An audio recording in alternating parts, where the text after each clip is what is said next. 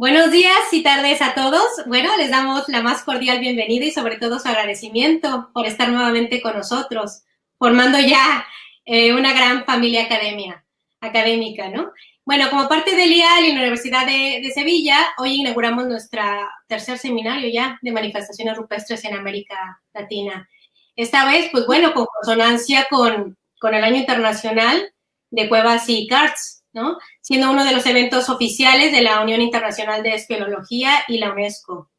Este tercer seminario estaremos enfocados en la relación entre lo rupestre y la cueva como espacio sagrado, sobre todo pues con conferencias de investigadores que han desarrollado sus estudios en cuevas y lo que conocemos también como grutas o carts en México, ¿no? Bueno, para inaugurar dicho seminario contamos con la presencia de la directora Eva Bravo García del Instituto Universitario de Estudios sobre América Latina, y iniciaremos con la charla de un gran investigador, el doctor Ramón Viñas Vallverdu. Bueno, doy paso a la directora Eva Bravo.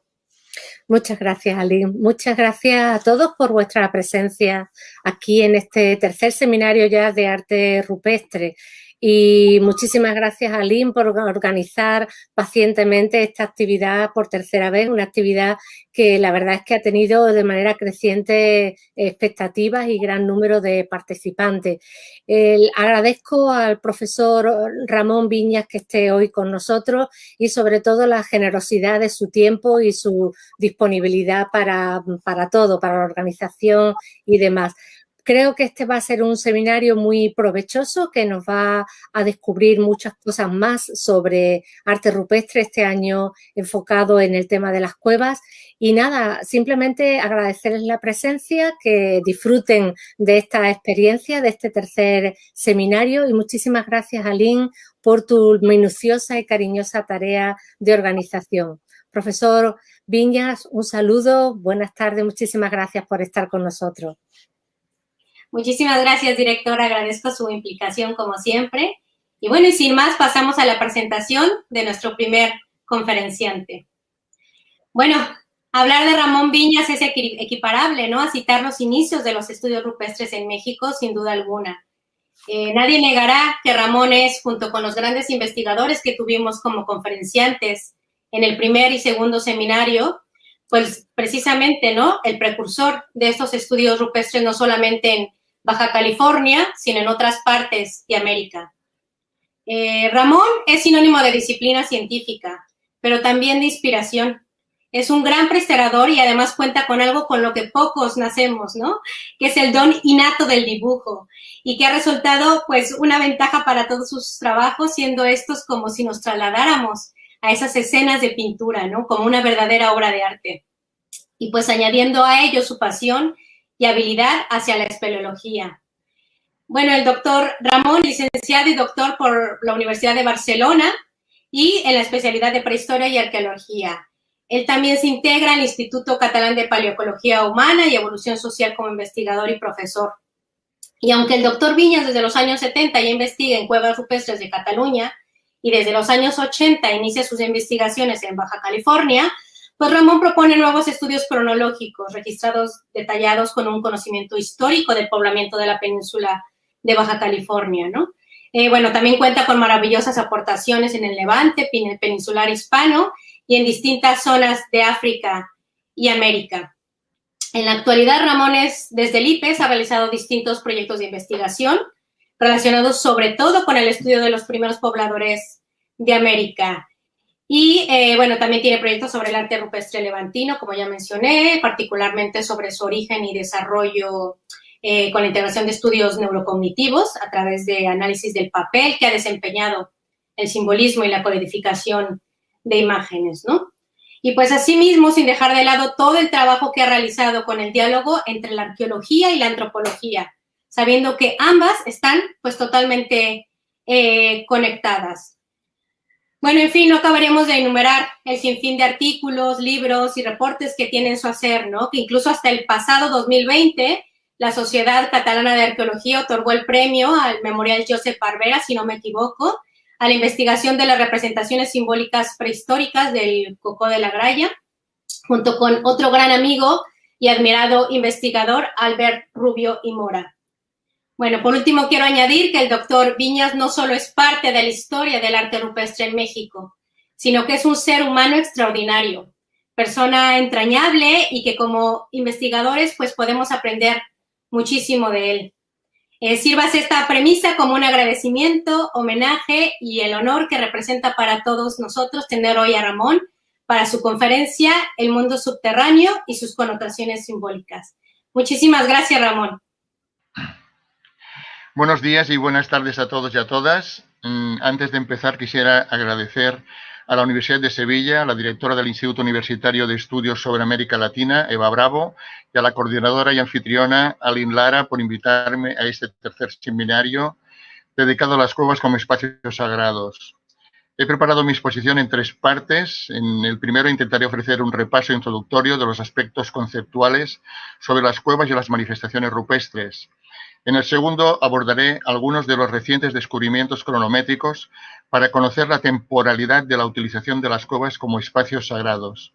Y en el último, mi propósito será aportar un conjunto de aspectos simbólicos sobre los grandes murales de Baja California, un territorio donde he trabajado desde 1981, actualmente hace ahora 40 años, y donde las cuevas, covachas y principalmente abrigos al aire libre se emplearon como lugares ritualizados. He pensado emprender esta presentación leyendo 3 pequeños textos para situarnos en este contexto subterráneo. Sabemos que durante la etapa prehistórica y ágrafa de la humanidad, las cuevas han desempeñado un papel muy importante en el imaginario, el simbolismo, los mitos y las cosmovisiones. Tal como recopiló Johanna Broda en su trabajo sobre la matriz de la Tierra en 1991, referida a las etapas prehispánicas de México, las cuevas eran la entrada de este reino subterráneo sumergido en el agua, el Tlalocan. Al mismo tiempo se les consideraba lugares de origen o entradas a las entrañas de la Tierra.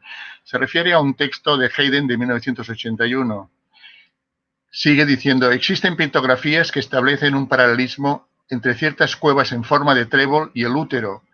En cierta manera, las cuevas y los cerros formaban solo los 2 lados de la misma moneda. Así, se vinculaban también con los ancestros, el origen y la legitimación de los grupos étnicos. Esto corresponde a López Austin de 1973 y 1980. En el año 2000, un servidor y junto con Roberto Martínez y Ernesto Déciga, que eran entonces alumnos de la ENA, hicimos un trabajo donde señalamos en la interpretación del arte rupestre que toda interpretación está desde su nacimiento condenada a ser cuestionada, rebatida y en el mejor de los casos rechazada. Pero lo más importante, como cualquier investigación histórica, es que la discusión y el debate nos acerca cada vez más al conocimiento de nuestra disciplina, la rupestrología. Por otro lado, Jean Klotz y David Williams, al tratar el arte pleistoceno en Los chamanes de la prehistoria, en 2001, indicaron que sería muy ingenuo esperar una explicación unitaria para el arte parietal. Los sistemas explicativos globales han fallado siempre. En cambio, la unidad intrínseca del arte, a pesar de los cambios y variaciones regionales o cronológicos, es el testimonio de una actitud de espíritu común que se mantuvo intacta hasta el fin de la última glaciación. Quiere decir que vamos a ver un poco de arte paleolítico, euroasiático, europeo. Vamos a ver que es un proceso que duró entre 30.000 y 25.000 años, o sea que es un largo periodo. Y vamos a seguir con el tema de que las cuevas son... No. Las cuevas son auténticos contenedores de evidencias relacionadas con el desarrollo del comportamiento simbólico humano.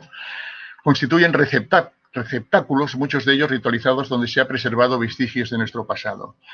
Las exploraciones espeleológicas, subterráneas y subacuáticas, así como las investigaciones arqueológicas, nos siguen sorprendiendo día tras día con inesperados hallazgos sobre el simbolismo que desempeñaron las cuevas para las sociedades de cazadores-recolectores y pastores-agricultores.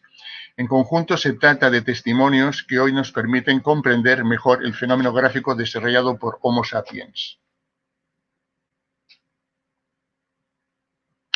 El mundo subterráneo integra cuevas con diversas características, desde colosales complejos kársticos hasta pequeñas galerías, aleros, abrigos, dolinas grandes simas y pequeños pozos y cenotes. Estos fenómenos naturales se hallan originados en distintos tipos de rocas, predominando las calizas y tanto en áreas templadas como desérticas y selváticas.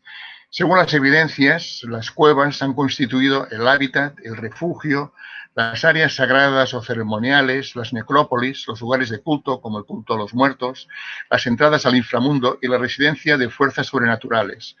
Fueron espacios para ritos iniciáticos con escasos participantes y también para la congregación y la cohesión grupal, posiblemente con prácticas de carácter chamánico, entre otros aspectos. Aquí tenemos la galería de las huellas del complejo kárstico de Ojo Guareña, en España, que es la 18 en la lista de cuevas más grandes del mundo, más o menos, y se ve en este pasadizo una serie de pisadas que se ve que los grupos humanos, sapiens por descontado, corrieron en una dirección y en otra, o sea que pasaron por aquí para hacer ciertos rituales, ¿no? Abajo pongo aquí un par de ejemplos de islas en Borneo y el río Pinturas en Argentina, donde evidentemente qué mejor que la firma de una mano para, una vez participado en un ritual, puedas poner ahí tu marca en la cueva, ¿no? ¿Pasa? Ok.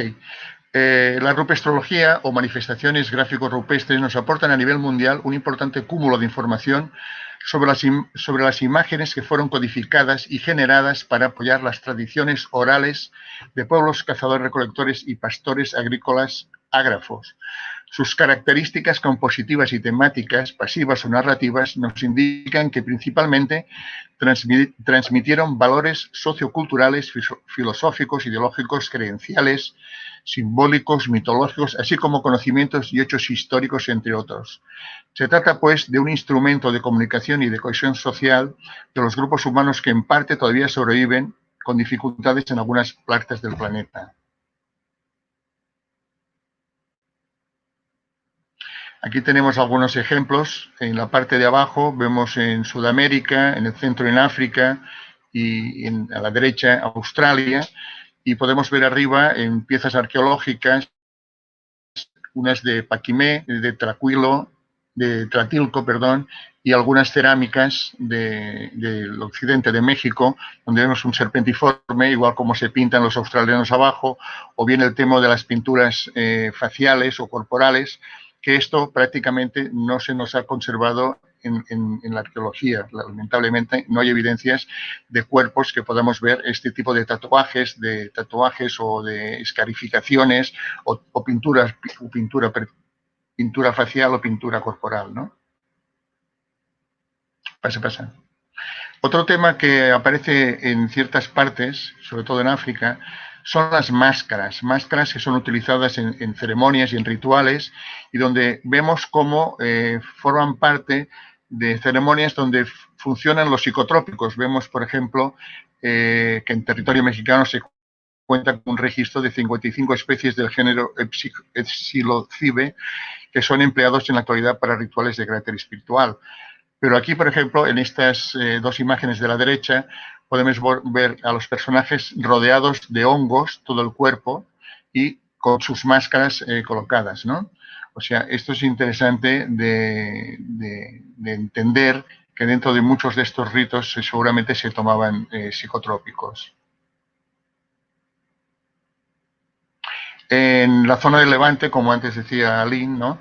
Tenemos un gran conocimiento sobre toda esta área, hemos trabajado muchísimos años, como 60 más o menos, y en la parte más al norte de este arte levantino encontramos figuras que tienen que ver con el tema de los psicotrópicos. Por ejemplo, en la parte de arriba vemos a un novicio, en la foto de arriba, que tiene un arco y unas flechas en cada una de las manos, y al lado está como el maestro, y el personaje pequeño de la boca, y se ve en el dibujo de la derecha, se ve cómo sale un vómito de la boca en color negro. Eso seguramente es lo que llamaríamos el vómito ritual, que tras haber tomado un psicotrópico, lo general es vomitarlo, ¿no? Entonces ya es el vómito ritual. Y en la parte de abajo vemos, por ejemplo, como sucede en Sonora con la danza del venado, ¿no? Que es como la muerte del sol o del venado, ¿no? Vemos también cómo hay en el dibujo de abajo, podemos ver como un personaje también con colas, como los de arriba, con cola de lobo seguramente, está haciendo un ritual y trae en la cabeza agarrado también un cervatillo, un cervato, en la parte de arriba. Y está haciendo seguramente un cántico o una petición a un teriantropo o una divinidad de los cazadores que tiene cabeza de bóvido, tiene un cuerpo abultado, unas piernas muy delgadas, y esto sería un teriantropo, ¿no? Seguramente una divinidad de ellos. Vamos a pasar. Donde no hay cuevas, a veces, lo que hicieron los grupos humanos fue crearlas de forma artificial. Por ejemplo, los dólmenes o las cámaras que hay, por ejemplo, en México, en zonas donde no hay cuevas, pues se hacen y se pintan y se graban en el interior. O sea, que esas manifestaciones que aparecen en pintura y grabado, pueden aparecer en construcciones artificiales también, no solamente en cuevas naturales, sino en cuevas artificiales.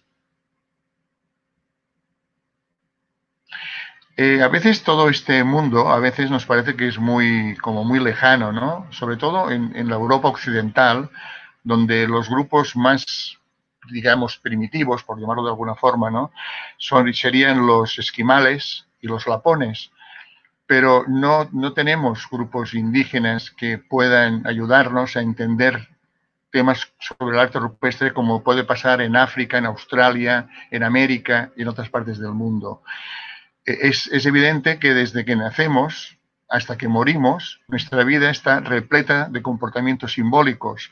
Nos ponen un nombre y finalmente nos ponen una lápida también con nuestro nombre. Y a lo largo de nuestra vida está llena de comportamientos simbólicos. Vamos a hacer en la segunda parte, esta es un paréntesis aquí, esta foto, porque es interesante reflexionar sobre en qué momento puede aparecer, puede aparecer la capacidad por parte de los homínidos de entrar a crear una pieza lítica, un instrumento, o empezar a pintar o a grabar. Hemos de retroceder como 500.000 años para entender que los heidelbergensis, que ahora les llaman preneandertales o los abuelos de los neandertales, como vemos arriba en el 500.000 años, este es de la cima de los huesos y al lado hay una pieza, una bifacial, una bifaz, que fue depositada, se tiró en el pozo junto con los cadáveres. Evidentemente es un bifaz como los achelenses, toda la faz escultural de los achelenses, que crearon ya desde Homo erectus, empezaron a crear todo este tipo de utillaje de forma lanceolada, almendrada, que duró durante muchos miles de años. Estas formas se fueron reproduciendo, pero aquí hay una cosa interesante. Estas piezas son simétricas, son armoniosas, son estéticas, son retocadas con un retoque rítmico y aquí entraríamos en la discusión que ahora no hace falta entrar de qué es arte, ¿no? Porque para mí sería una obra de arte algunas de estas piezas, ¿no? Entonces, bueno, esto lo dejo en el aire para que podamos después discutir si queremos. Y tenemos que la primera pieza más o menos figurativa la encontramos en Israel con 230.000 años, elaborada sobre una toba volcánica que representa aparentemente, posiblemente, una representación femenina. Claro, tenemos desde 500.000 años a 230.000 años produciéndose cosas bastante similares en la industria lítica y casi no ha quedado ninguna evidencia si se pintaba en el cuerpo, si grabaron sobre madera, si pintaron sobre el cuerpo, no sabemos, no tenemos evidencias de esto, ¿no?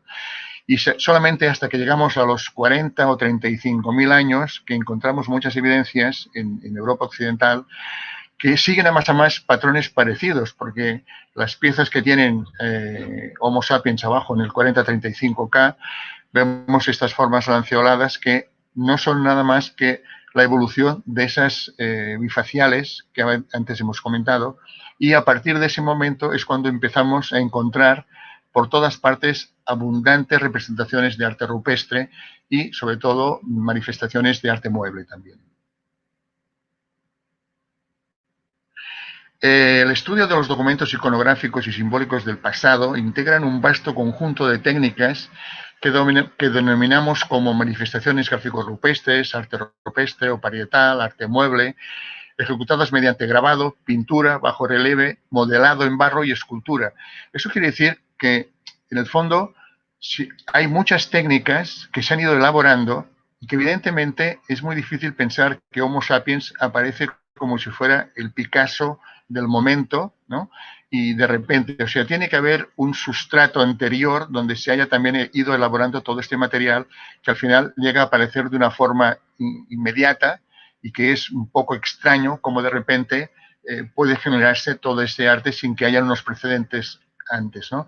Eso también es un tema para reflexionar dónde se puede generar todo ese tema, ¿no? ¿Pasa?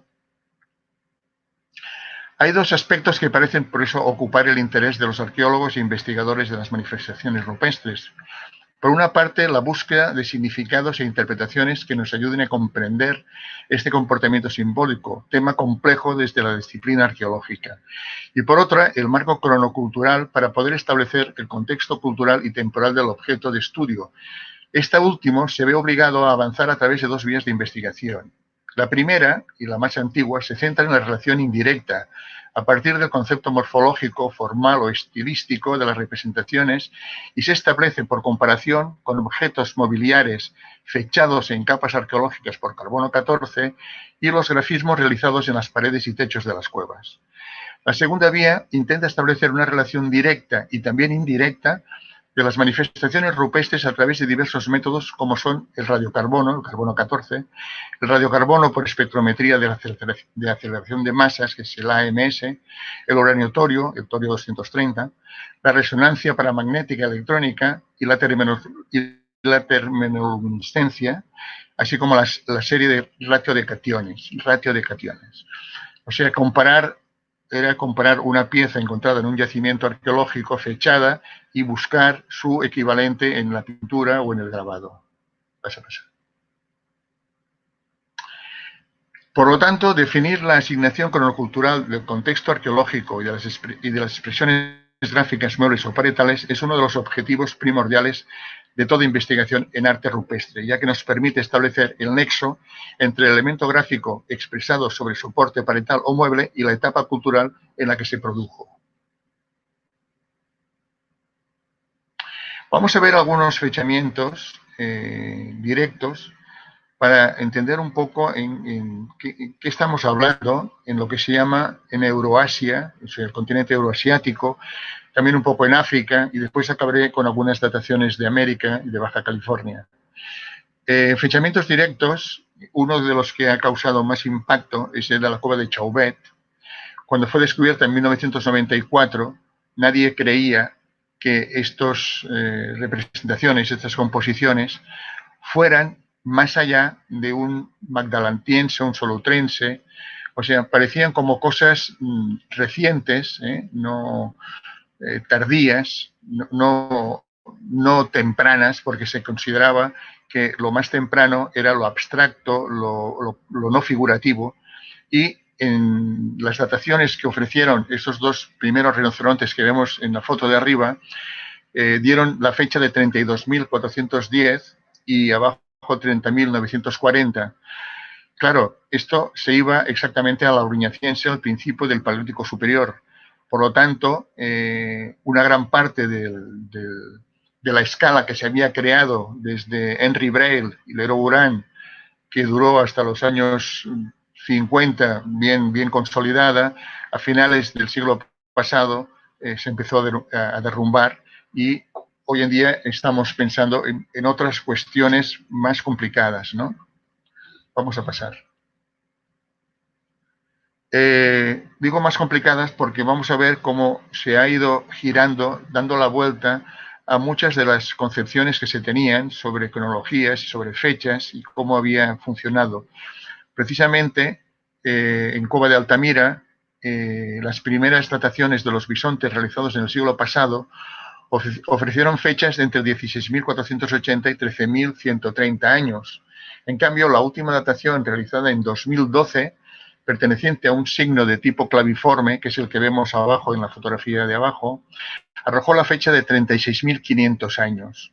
O sea, volvemos a parar otra vez en el auriñaciense, mientras que los bisontes de Altamira eran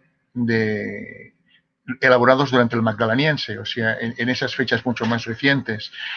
¿Qué quiere decir eso? Que en un conjunto que estábamos viendo, que pensábamos que todo podía ser de un mismo periodo, resulta que las figuras son de periodos muy distintos. Pasemos. Lo mismo sucede en la Cueva del Castillo, en donde pasa algo parecido. Las primeras dataciones de fauna pintada ofrecieron fechas de 13.570 y 12.910, y en 2012, en un disco rojo, dio 40.800 años, y en algunas manos, que también se fecharon, aparecieron con 37.300 años. Es decir, son más antiguas las manos, y los discos y los elementos abstractos que las representaciones figurativas. Vamos pasando. Un fechamiento indirecto que también está muy polémico y está dando mucho que hablar fue el de la cueva de Nerja en España, ¿no?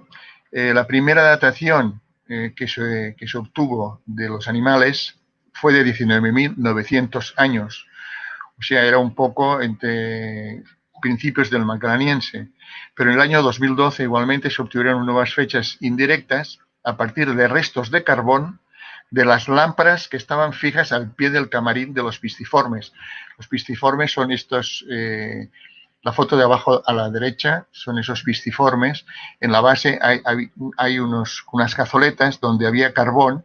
Este carbón se fechó y dio 43.500 y 42.300 años.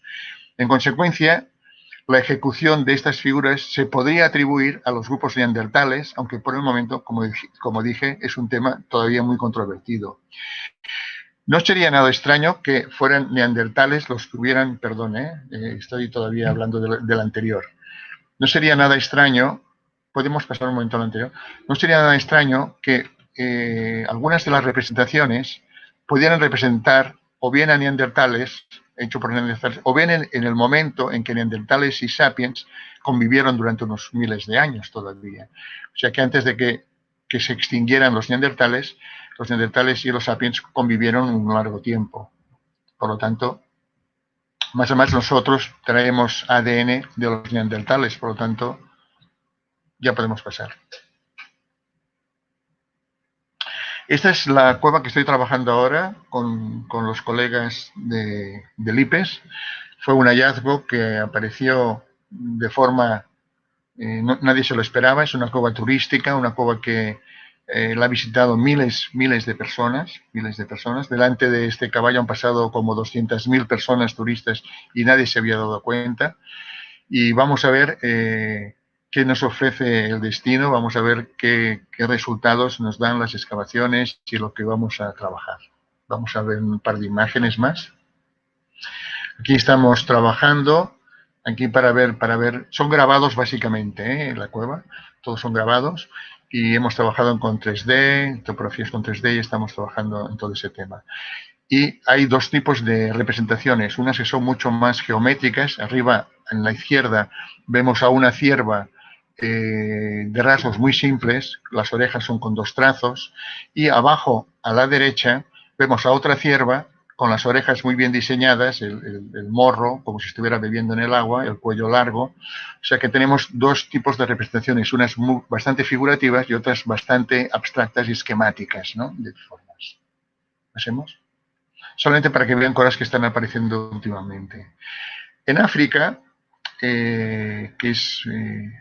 de ahí venimos todos, y seguramente de ahí también viene el arte rupestre, aunque no lo parezca, el origen, hablo, o al menos las capacidades para poder crear arte prehistórico, arte rupestre, ¿no?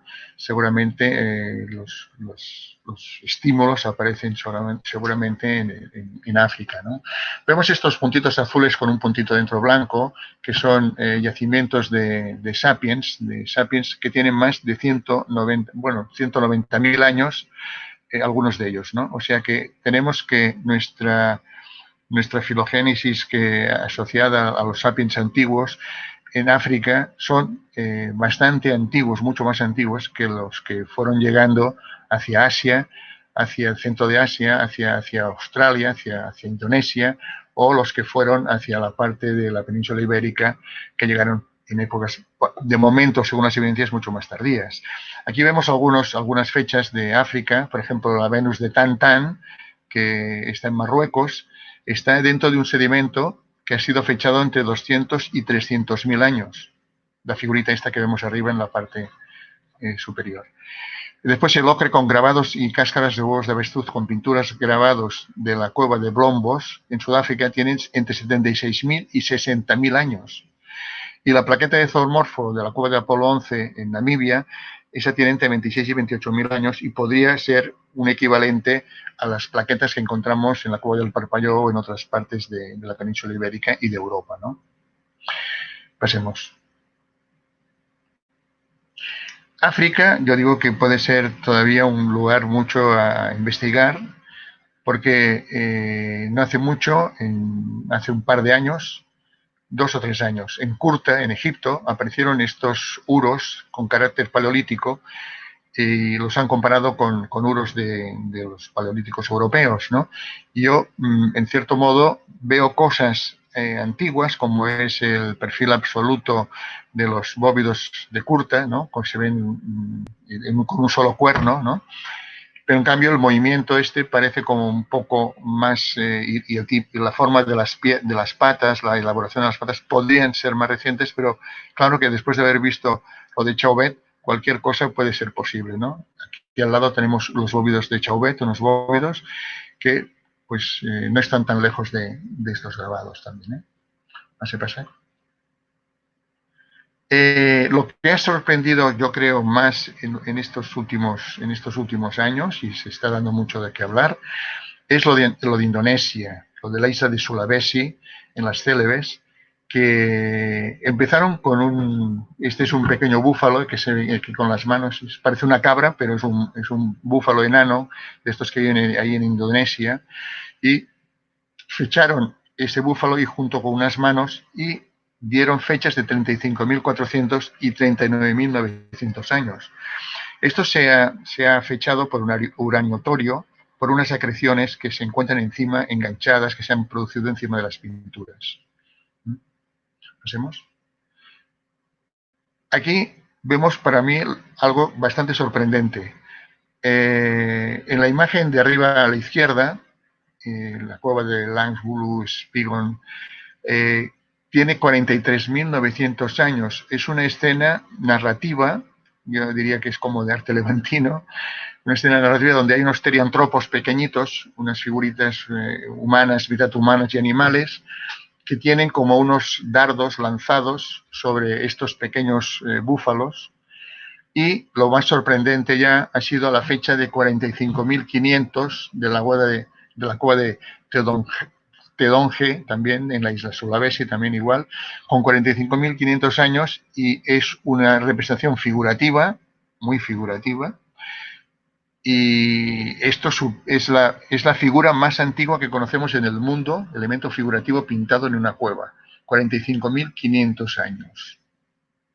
Esto supera las fechas que tenemos en otras partes de Europa, o sea, por descontado, es la imagen más antigua.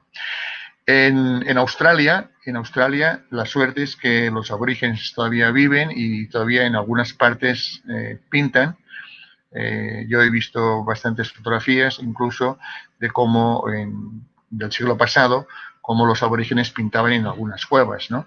Incluso cuevas que se habían estudiado en el siglo pasado habían sido vueltas a ser repintadas y las figuras que se habían estudiado ya no existían, sino que ya existían otras figuras encima de las otras, ¿no?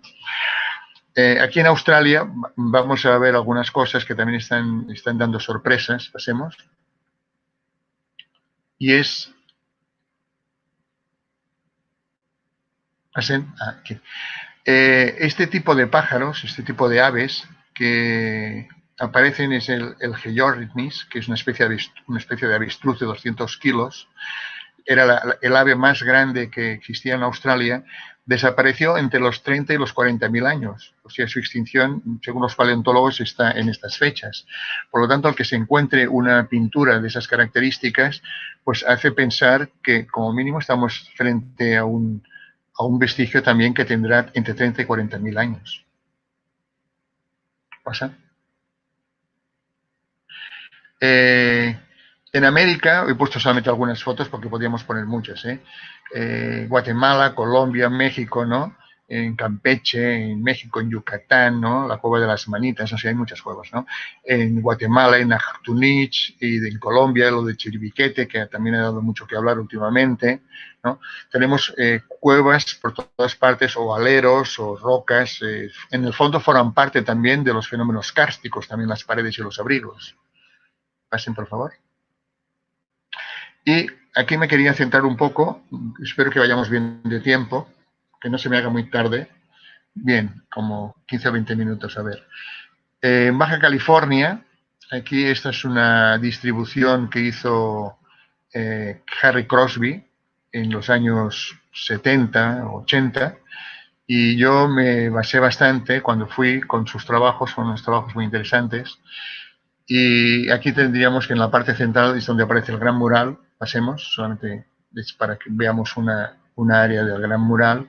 El gran mural no tiene un patrón de cavidades, ni de temáticas, ni de composiciones. Es muy, diríamos, anárquico, poco homogéneo.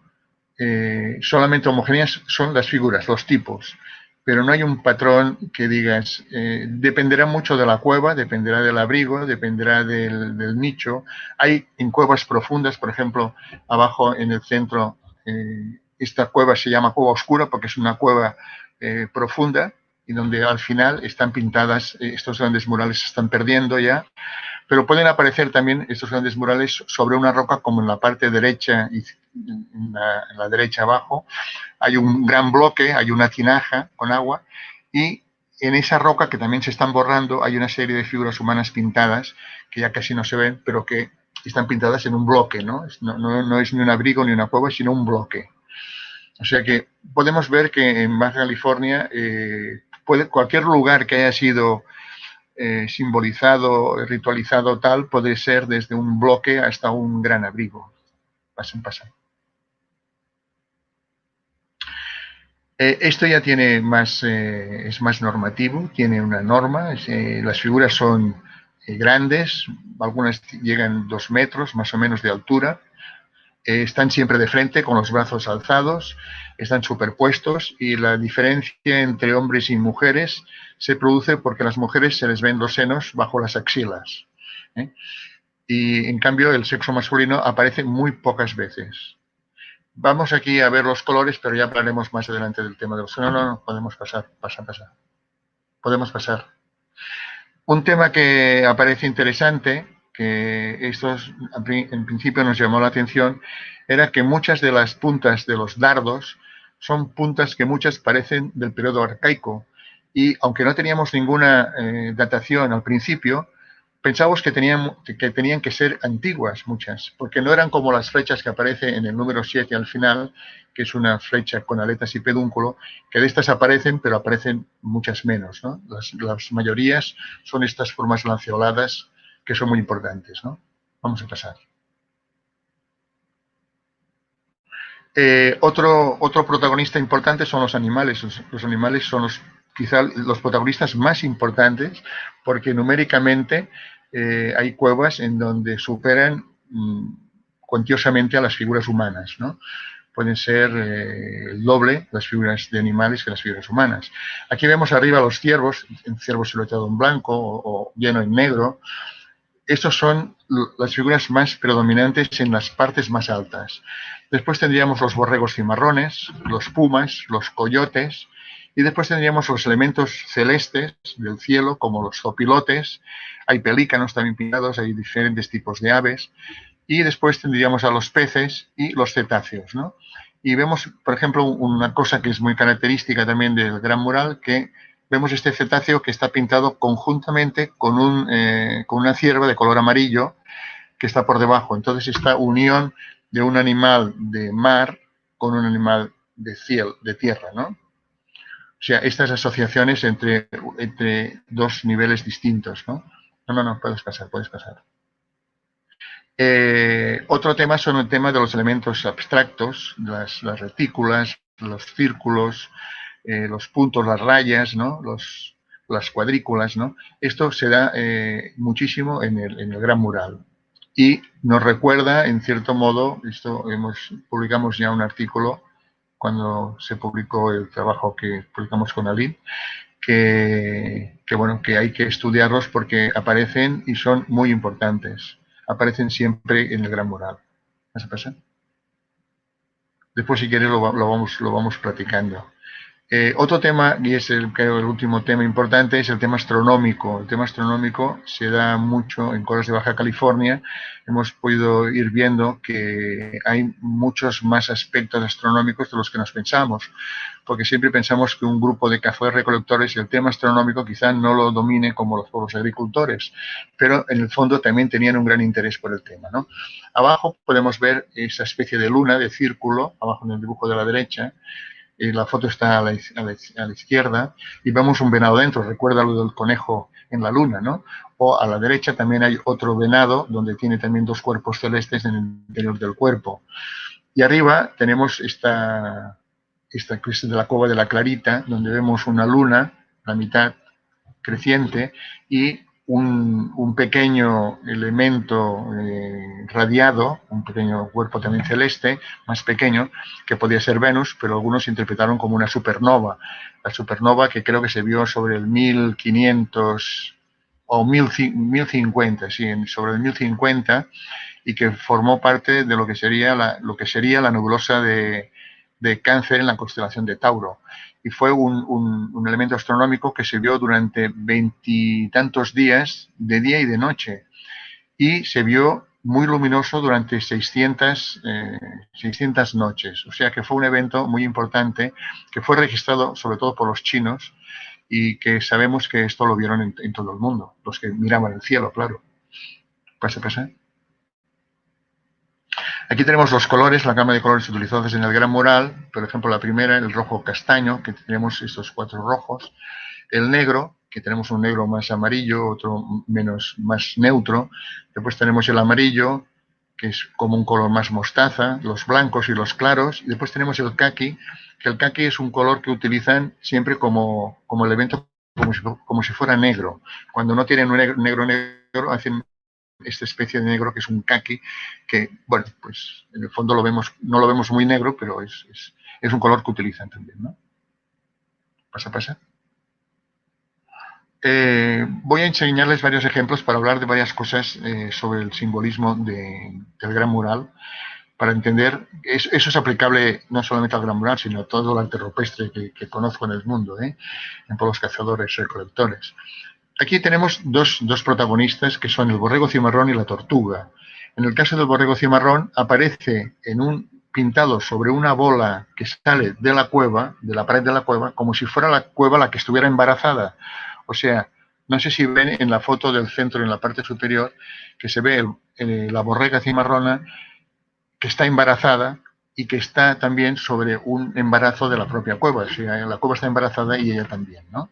Y en la parte de abajo vemos a la tortuga laúd, esas tortugas que se llaman también de los 7 filos, en que vemos que aparecen también en color negro y como si salieran del agua y sacaran personas humanas al exterior. O sea, se dice en muchos mitos de los yaquis, de los pápagos, de los zuñis, de muchos grupos del norte de México y del sudoeste de Estados Unidos, hay muchas creencias sobre las tortugas. Incluso los mayas y muchas otras culturas tienen muchos mitos sobre las tortugas como verdaderas portadoras de la vida y de todo, ¿no? De la vida en la tierra. Son ellas las que rascaron el fondo del mar y supieron la tierra. Los continentes, ¿no? Los continentes están hechos gracias a las tortugas, la tierra que pisamos. Y también hay otros mitos en que las tortugas son las que llevan dentro las almas de los difuntos, de los seres muertos. Por lo tanto, son ellas como las encargadas de traer el muerto al fondo del mar otra vez. O sea, es este ciclo de vida y muerte que los sacan y los son, ¿no? En algunos, me acuerdo, en algunos textos que había leído, muchas de las tortugas pequeñas las iban a recolectar y las hablaban como si fueran sus parientes, su tía o su abuela que se había muerto y agarraban la tortuga y hablaban con ella, ¿no? Los seris, por ejemplo, todavía hacen un ritual muy interesante donde cuando encuentran una tortuga de estas de gran tamaño, la sacan afuera, la pintan y hacen todos unos rituales, le hacen toda una serie de peticiones y después la regresan otra vez al mar para que se cumplan esas peticiones. En el caso de que la tortuga muera en estos días que la tienen amarrada, en el caso de que muera, la entierran bajo un torote, que es un árbol sagrado también de los seres. Estas pinturas aparecen asociadas, dentro de esta cueva, que es el porcelano, aparecen asociadas a todos estos símbolos abstractos, esquemáticos, en colores totalmente diferentes al negro, o sea, en amarillo, en rojo, y unos parecen como si tuvieran que ver con temas solares o con ruedas calendáricas o con el peyote, otros parecen que tengan que ver con cosas lunares, con cosas estelares, no sabemos muy bien, pero hicimos una hipótesis sobre todo hemos hecho muchas hipótesis sobre estos abrigos, ¿no? Sobre estos conjuntos. Pasa. Este también es en el mismo conjunto, son... Aquí, por ejemplo, se pinta en rojo y blanco, tenemos una cuadrícula unida a una espiral y al lado una especie como de escaleriforme y todo eso a nivel simbólico puede configurar ya toda una idea, ¿no? Abajo tenemos otros elementos que están pintados en amarillo y negro. Están aquí en dibujo, pero son amarillo y negro. Vamos a pasar. Evidentemente el color aquí juega un papel muy importante porque el color, ahora les explicaré un poco, cómo está asociado a ciertas figuras, a ciertos elementos que indica la importancia del color. O sea, a veces solamente por el color podríamos saber o indicarnos algo sobre de qué va la historia, ¿no? Aquí vemos un poco una gráfica donde se ven todos los elementos que hay en la cueva del porcelano y después la hipótesis de los bloques que están en la pared, los que están en la pared del fondo, los bloques en el techo y abajo los bloques que están en el suelo, ¿no? Y con todo eso armamos toda una hipótesis interpretativa sobre relaciones temáticas, ¿no? Vas a pasar. Después podemos hablar si a alguien le interesa, ¿no? Aquí vemos algo interesante, ¿no? La cueva de la serpiente, que hemos publicado bastantes artículos sobre esta cueva, porque da para mucho y da para más todavía. Vamos a pasar a la siguiente. Es una cueva, donde hay dos serpientes encaradas.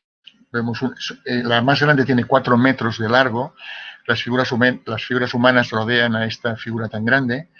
Y aparecen también dos protuberancias en la pared, igual como si la roca, la cueva o la grieta, es más bien una grieta está como embarazada, parece que estuviera embarazada, y en este lugar que parece como si estuviera embarazada, aparece una cierva, la ven debajo de la cabeza de la serpiente, una cierva ingrávida, y sobre la espalda va otra cierva que ya está viva, que está corriendo. O sea, como si dieran a entender que aquí naciera esta cierva que después nace en la otra parte.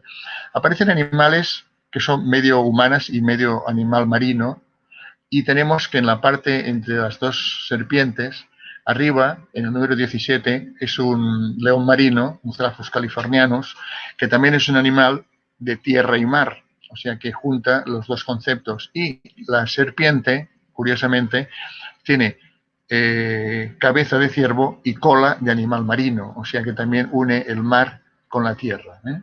O sea, esos conceptos de unión entre dos medios, ¿no?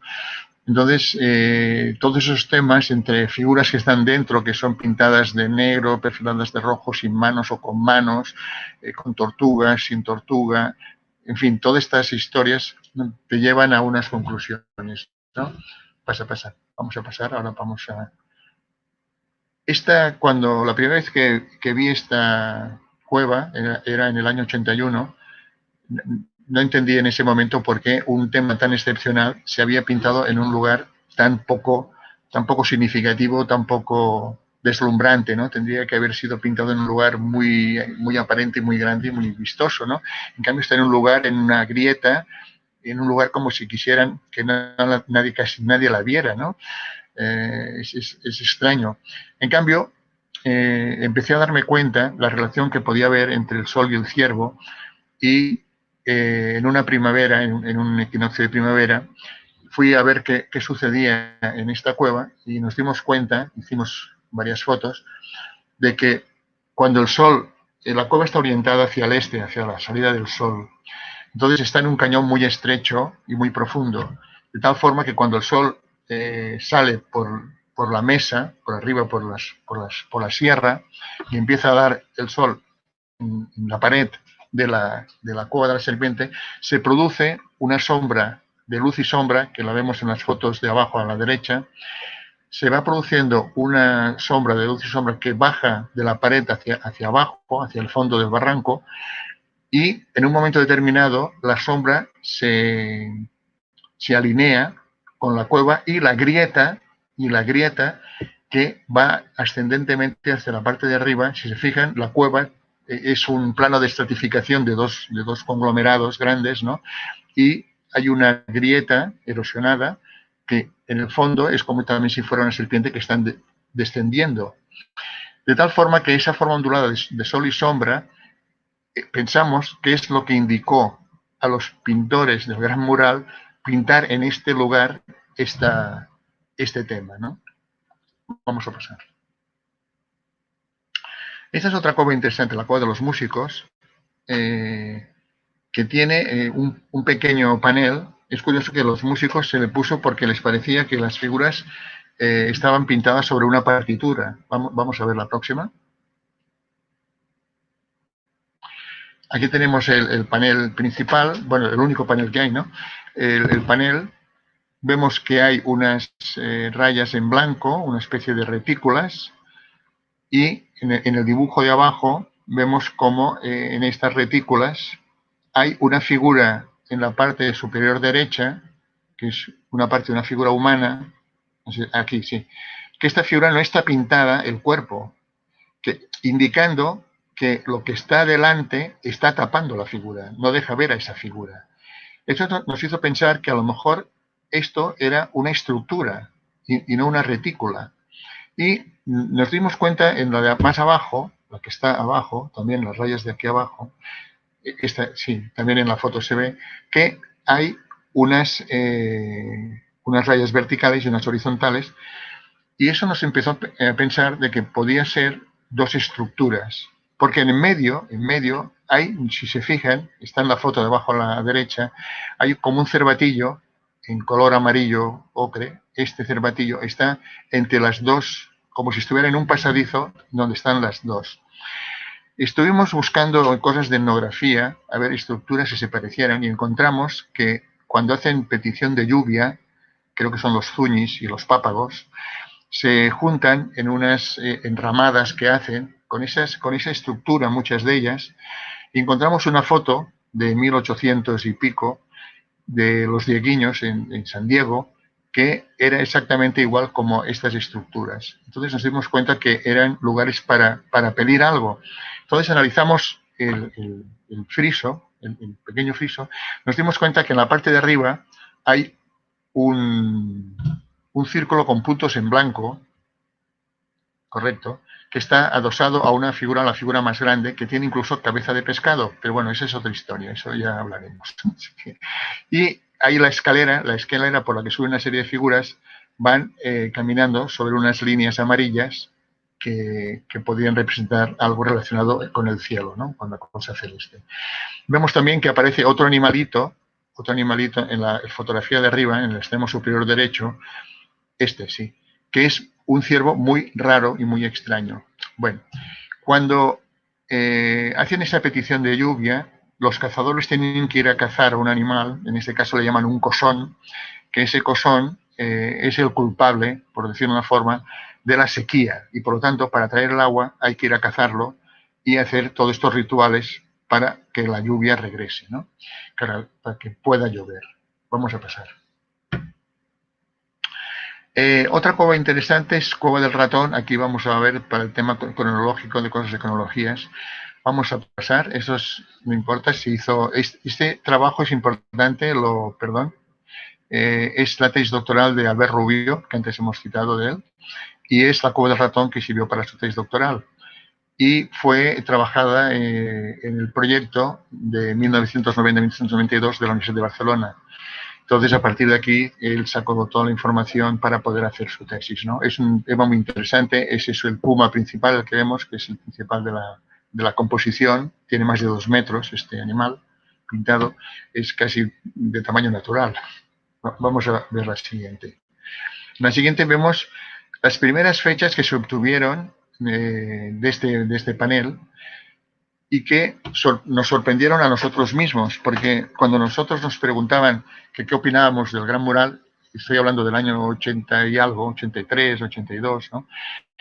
Pensábamos que el Gran Mural podía tener sobre 1000 años antes y 1000 años después, porque las tradiciones orales que recogieron los misioneros sobre los indígenas, cochimís, guaycuras y tal, decían que ellos no habían pintado estas cuevas, sino que las habían pintado otro grupo de gigantes que sus antecesores, habían tenido una lucha contra ellos, contra los gigantes, y los habían extinguido, los habían matado. O sea, ellos nunca se hicieron partícipes de haber pintado nada del Gran Mural, aunque después descubrimos que habían figuras pequeñas que estaban pintadas cerca del Gran Mural, que sí las pintaron ellos, los cochimís y sobre todo los cochimís.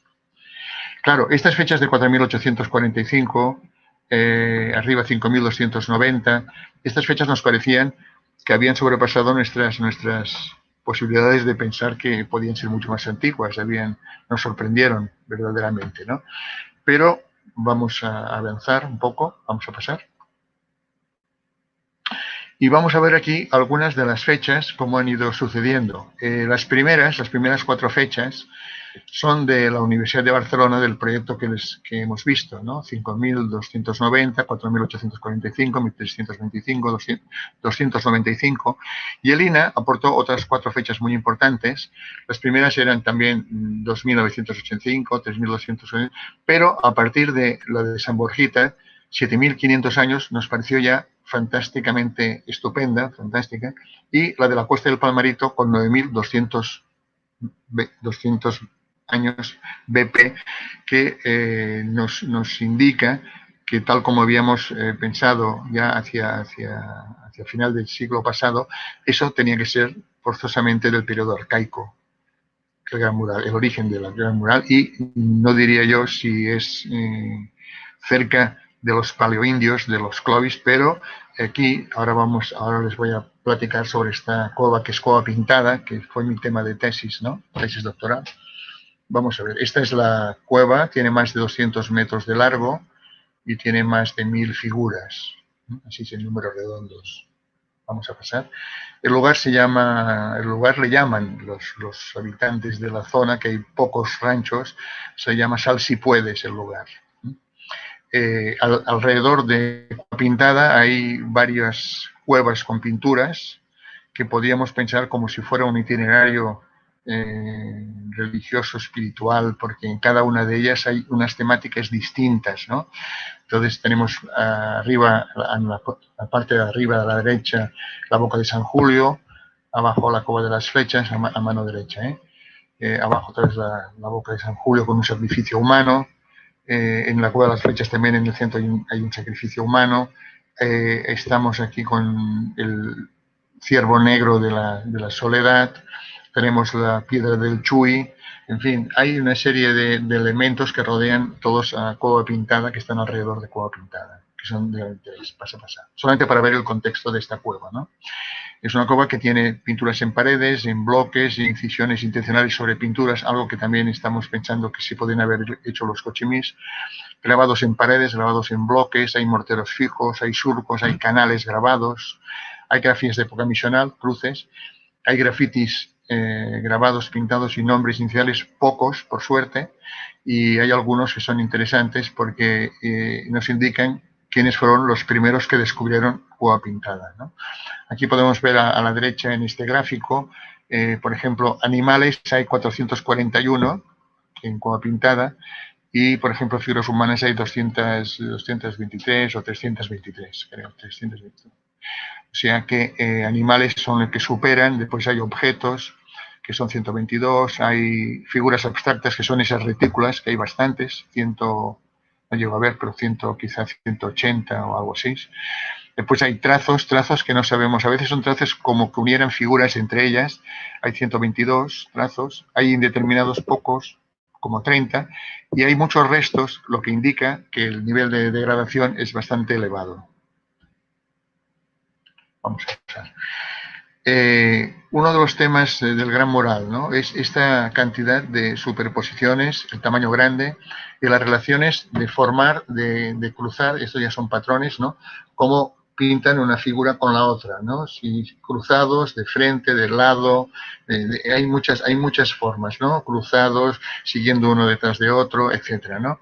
Y después las asociaciones o bien con animales de mar o bien con animales de cielo, ¿no? En este caso vemos zopilotes en la parte de arriba, ¿no? Vemos una figura humana ahí en color gris, hay una flecha por ahí que sale a su al lado de su cabeza, etcétera, ¿no? Vamos a pasar otra. Voy viendo el tiempo. Ya me estoy pasando ya.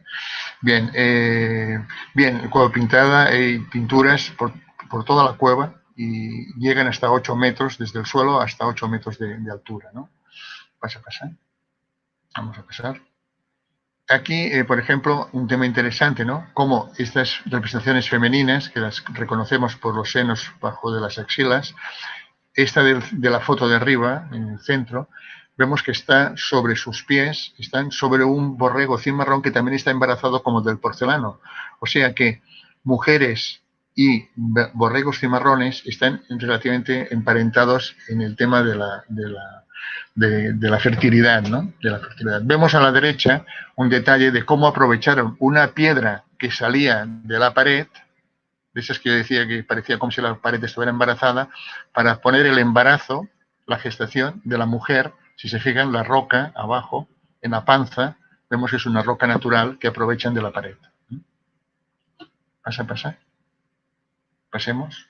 Otro tema es el tema de las figuras que están relacionadas con aves, con pájaros, que son figuras humanas que están asociadas con ellos, que darían la sensación como se están transmutando uno con otro, y en la foto de la derecha vemos cómo aparecen unas manitas sobre las alas al lado de la cabeza de la figura que tenemos, que también exactamente, ¿sabes? Hay unos bracitos, que es un chamán, seguramente el bolo chamánico que llamaríamos, ¿no?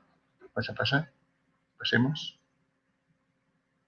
El tema astronómico, ¿no? Cómo esta es la mesa del corral delante de Cueva Pintada, donde la luz, el sol, se pone a lo largo del año en distintos lugares y vemos cómo, tanto como si sale a veces, como si se pone, aparece tocando o incidiendo en puntos concretos de la cueva donde hay cosas muy particulares, ¿no? O sea que hay una relación entre la salida, la puesta del sol y las pinturas de Cueva Pintada. ¿Vas a pasar? Pasemos. Aquí una cosa de cronología interesante es que en la unidad, eso es de Lina, eso lo excavó María Luz Gutiérrez, ¿no? Que entonces hizo un proyecto muy interesante y muy importante aquí en Baja California, y vemos cómo en la fecha de la unidad 1, ven arriba de todo, la unidad 1, la fecha más antigua da 10.000 y pico, o sea que es una fecha paleoindia casi, ¿no? Es de un carbón. Y en esta misma unidad, la fecha más reciente es de 1410, o sea que en este sondeo, en la profundidad de 40 centímetros, les dio desde 10.000 en el fondo a 1410 en la parte de arriba. En cambio, en la unidad 6, que es en el centro de esta zona que estamos viendo en la foto, aquí aparecieron fechas muy, muy recientes, entre 470 y unos 130, ¿no? ¿Qué quiere decir? Que esta zona central fue más bien barrida, por así decirlo de alguna manera, y el sedimento que hay es un sedimento reciente de los últimos grupos indígenas que posiblemente hicieron sus rituales y sus ceremoniales en esta parte de la cueva también. Hay lugares que están muy quemados y las pinturas están quemadas realmente quemadas, y el sedimento más antiguo, el que aparece con 10.000 años, está en la parte del fondo de esta fotografía que vemos que hay unos bloques y está presionado por esos bloques, está contenido en esta zona de estos bloques. Se derrumbó parte de arriba del alero y aprisionó este sedimento y quedó allí, ¿no? Pasemos. Bien, ya casi estoy terminando, ¿eh? La conservación de las cuevas es un tema que me preocupa y nos tiene que preocupar a todos, ¿no? Preservar, respetar el medio subterráneo, reflexionar sobre el patrimonio natural, geológico, arqueológico y paleontológico que puede resguardar muchas de las cuevas que desafortunadamente se van deteriorando y se van destruyendo. Esta cueva, que aquí le he traído 2 fotos, es de una cueva de España, se llama Cova de Majó y está declarada patrimonio por la UNESCO. Bueno, pues está hecho un auténtico desastre. O sea, dentro hay pinturas que fueron declaradas y que la cueva la van deteriorando por la cantidad de gente que va entrando y va entrando y va entrando, ¿no? Entonces, yo pienso que algo hay que pensar, esto me gustaría que fuera un tema para esta discusión también, para que quede patente, ¿no? El tema que nos interesa, la conservación de estas cuevas. ¿Vas a pasar? Bien, pues como hemos expuesto, el arte propuesto está implicado, ¿no?, en el terreno sociocultural, ideológico, filosófico, mitológico, creencial y también en el conocimiento de lo histórico, la vida cotidiana de los pueblos ágrafos. Ha sido y sigue siendo un medio de comunicación y de expresión simbólica de Homo sapiens. Esto es una evidencia. ¿Pasa? En definitiva, la percepción que hemos adquirido en torno a los primeros Homo sapiens se la debemos en gran parte a los descubrimientos realizados en muchas cuevas y relacionados con sus manifestaciones plásticas. La investigación y los hallazgos han ido transformando las antiguas ideas que negaron la capacidad intelectual, espiritual y artística de los grupos humanos del Pleistoceno. Muchas gracias por vuestra atención y cualquier pregunta que tengáis podemos ahora platicar lo que queramos. Más bien he intentado dar unas cuantas pinceladas y proponer cosas para que podamos debatir si es que queremos debatir algún tema.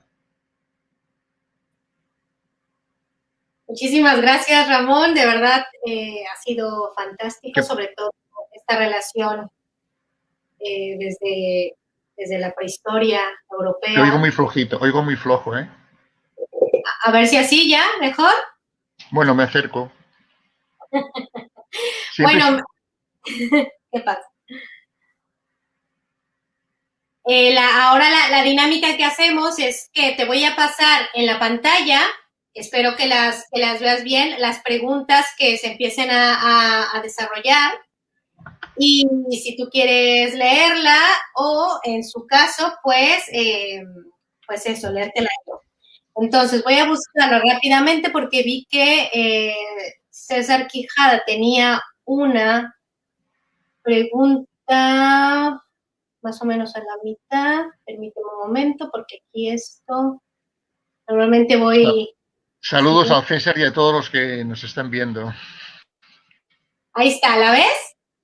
Sí, la diferencia de las fechas en 2012 de Altamira al Castillo se puede deber a que los métodos de fechamiento son ahora más sofisticados que en el siglo XX. Respondo. ¿Puedo responder? Claro, claro. Ok. Estimado César, gusto en saludarte y en verte. Al menos te veo en una foto. No es que sean más sofisticados, es que hay, por ejemplo, cuando una pintura no es de carbón y no se puede aplicar el carbono 14, tienes que recurrir a otros métodos, como por ejemplo fechar una calcita. Para fechar una calcita es mejor fecharla con uranio torio. Entonces, y sobre todo, tiene más prolongación en el tiempo que el carbono 14, el uranio torio, te permite dataciones hasta más prolongadas en profundidad en el tiempo. Y no es que sean más sofisticadas, es que se tienen que adaptar cosas distintas. El tema que yo propondría es que estará en relación el carbono 14 y el uranio torio en el aspecto que si pudiéramos utilizar el uranio torio y el carbono 14 en una misma pintura, que hubiera carbono y que hubiera una concreción y fecháramos, ¿daría más o menos unas fechas parecidas? Esa es mi pregunta. porque me llama mucho la atención que todas las fechas que se han hecho con uranio torio, todas son las que salen con más de 30 y 40.000 años. Y esto es de momento, no es que sea preocupante, pero digo, bueno, a lo mejor sí, no sé. No es que dude, pero lo tengo ahí como a la espera de que a ver qué pasará, ¿no? Bueno, en lo que saltan, porque como de YouTube va atrasado bueno, digamos el chat para que nos llegue aquí, yo tengo una pregunta y sobre todo que te estuve escuchando mientras iba guiando la diapositiva. Fui muy rápido porque dije, ya que vamos atrasados, a ver si podemos recuperarnos. No, de hecho yo creo que hizo hasta falta. Oye, Ramón, es que a lo largo de la charla comentaste que en realidad la cueva en sí no interesa sobre todo por el tamaño, ¿no? O sea, tenemos la creencia de que si una cueva es así magnífica, o en este caso, bueno, en Baja California no lo hay, pero por ejemplo, en el área maya, o ahora en Veracruz, o incluso en Guerrero, que hay una elección en ocasiones de cuevas profundas, ¿no? Pero yo desafortunadamente no conozco toda la parte de Baja California, pero gracias a tus charlas o las investigaciones de María de la Luz, pues noto precisamente eso, o sea, en realidad no hay una elección. Entonces, ¿cuáles son, podrías decir tú, cuáles son las características generales en cuanto a la elección de ese espacio natural para convertirse en simbólico, ¿no? Yo pienso que ha de haber muchas variantes al respecto. Me refiero a que cada cueva puede tener un interés diferente por su situación, porque a veces miramos la cueva, pero no miramos hacia afuera, y a veces es más importante el contexto geográfico exterior de la cueva que la propia cueva en sí. O sea, la cueva en sí, cuando hay una pintura o hay un grabado, lo que te está diciendo es que este lugar es importante para ellos. En el fondo, las pinturas o los grabados, lo único que hacen es reafirmar ese lugar como un lugar importante. Pero lo que es importante es el lugar. Yeah. ¿Pero por qué es importante el lugar? ¿Porque es grande? No. ¿Porque es pequeño? No. ¿Por qué? Entonces, lo hemos de descubrir a base de las características, yo diría, del paisaje, y de ver si el sol se pone, se entra, si toca, si no toca, ver la temática, primero analizar la temática, ver si son ciervos, si son animales marinos, ver un poco, analizar la temática para comprender, yo diría, para comprender un poco la temática que estamos analizando. Porque yo estoy a favor de proponer siempre temáticas, interpretaciones temáticas, para que se puedan debatir, para que se puedan discutir, para que se pueda avanzar a base de buscar paralelos etnográficos y buscar de todo para que entre todos sumen los datos y puedas reforzar esa idea o rechazarla, ¿no? O sea, como dijimos al principio, ¿no? Toda teoría, toda interpretación será rechazada o será defendida dependiendo de los datos que se vayan aportando, ¿no? Entonces, el tema es este. Gracias. El tema es ese. No sé si he respondido a tu pregunta, pero... No, me surgen todavía más. Es que no es complicada la elección. Tú puedes ver una cueva muy grande, y no hay nada. Y no hay nada. Y al lado, una pequeña pared que no ves nada, allí hay unas figuras pintadas. ¿Por qué? Eso ya lo he descubierto, porque allí, en tal fecha y en tal día, pasa algo que nadie se ha dado cuenta. Y por eso no han escogido la cueva, que a lo mejor la cueva es donde hacían la ceremonia, y han escogido aquel lugar porque es el lugar donde incide. Y después he visto cuevas muy grandes donde, por ejemplo, solamente hay una sola figura. Eso también es significativo. Es muy importante también. Dices, ¿cómo una cueva tan grande solamente han pintado una sola figura? ¿Por qué? Porque es el santuario de ese animal o de esa persona o esa cosa. Pero, claro, tú dices, la temática es tan variable, o sea, hay tantas cosas importantes en la vida de las personas, en la vida de los cazadores y de los agricultores, que no es tan sencillo, no es tan sencillo. O sea, tú puedes pensar, ¿cuáles son las cosas importantes? que se reproduzca la especie, que comamos, que tengamos agua, que tengamos salud. Y tenemos para eso un montón de símbolos que representan todas estas cosas. Si la serpiente, si el ciervo, si tal, si están emparentados con el sol, con el agua, con lo que sea. O sea, todo es un mundo, una trama enramada, ¿no?, de temas que están muy unidos y que con pocas figuras hacen una temática u otra. Es como con pocas letras puedes escribir muchas cosas. Sí, es como decía Jean-Claude una vez que charlé con él, es que dice, todo el mundo y todo el tiempo es simbólico, ¿no? Para sí, esta cosa. Entonces... Sí. Es que el simbolismo, es que, como antes te comentaba, ¿no?, en nuestra vida está llena de ritos simbólicos. A lo largo del el que las mujeres se pongan unos pendientes o un collar como el que traes tú, que lo estoy viendo ahora, puede ser una cosa simbólica. A lo mejor ahí llevas un corazón, llevas una cosa colgada, cualquier cosa que te parezca. Y la gente puede decir, ¿y por qué aquí apuntó 1900 tal? Porque fue el día que conocí tal cosa, me apareció la Virgen, ¿no? Eso también dices, ¿por qué Santa Bernadette agarró ese arbolito de aquí? Pues porque vio en ese arbolito a la Virgen. ¿Y por qué no vio otro árbol? No, porque fue este el que lo vio, ¿no? ¿Por qué el Tepeyac es donde apareció la Virgen de Guadalupe, ¿no? Pues porque estaba antiguamente la diosa madre allí, ¿no?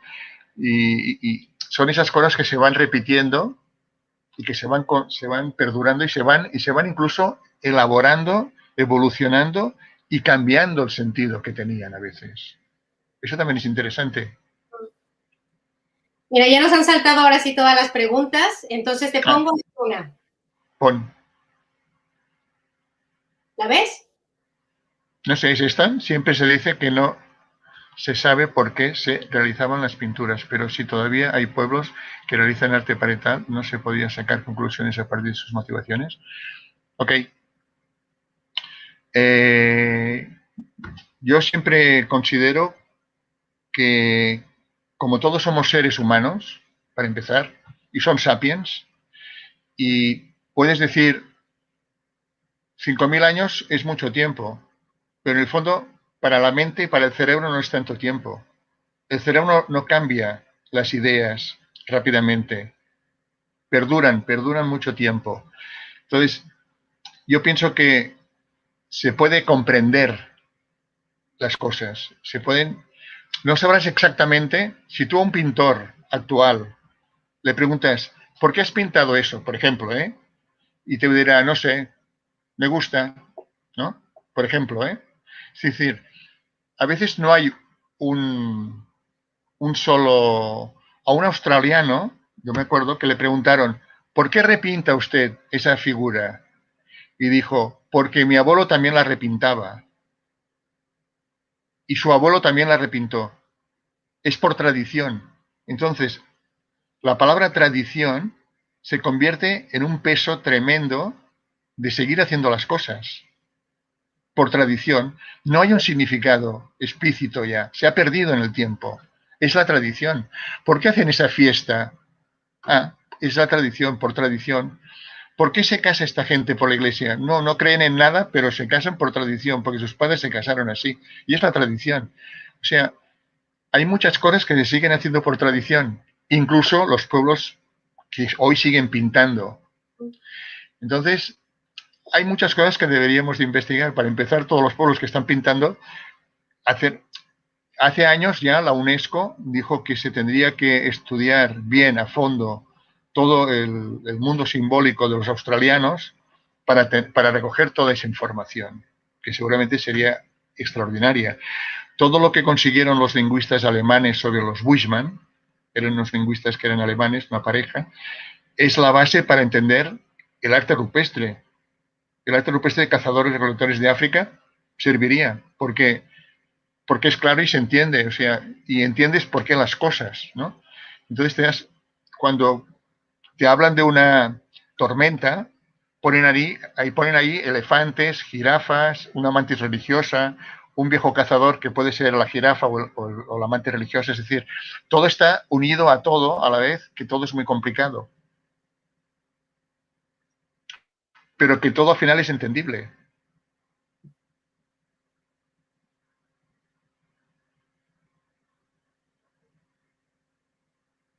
¿La ves?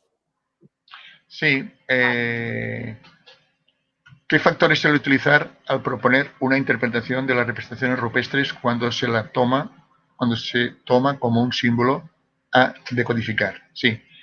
Es que todos los símbolos hay que tomarlos a decodificar. Todas las pinturas. El tema es como abrir una ventana nueva a la investigación del arte rupestre, ¿no? Porque hay toda una tendencia, sobre todo en Europa, ¿no? De que todo lo que sea una interpretación o decodificar alguna cosa es como tabú, ¿no? O sea, no hay que hacerlo. Solamente hay que pesar, medir y cuantificar. Pero interpretar, ¿para qué? Pero en el fondo dices, ¿para qué quiero tantos datos si no es para interpretar la historia? Somos historiadores. Entonces, ¿para qué recogemos tantos datos?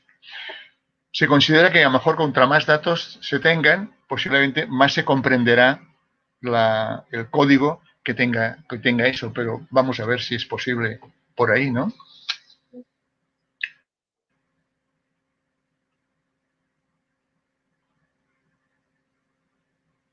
Por las fechas de carbono 14. Tanto por las fechas como por las fechas que se consiguieron también en el estrato, en las excavaciones que se realizaron en las cuevas. O sea, las excavaciones que se realizaron en las cuevas dieron fechas de los Cochimís, muchas de ellas. Entonces, y cuando fichamos figuras que dieron también las fechas de Cochimís, pues dijimos, esto lo hicieron los Cochimís. O sea, los Cochimís, en cierto modo, engañaron a los misioneros al decirles que ellos nunca pintaron nada en las cuevas esas. Pero bien decían los misioneros que se iban a las cuevas a hacer sus ceremonias. O sea, seguramente muchos ritos de los Cochimís se hicieron en cuevas del Gran Mural.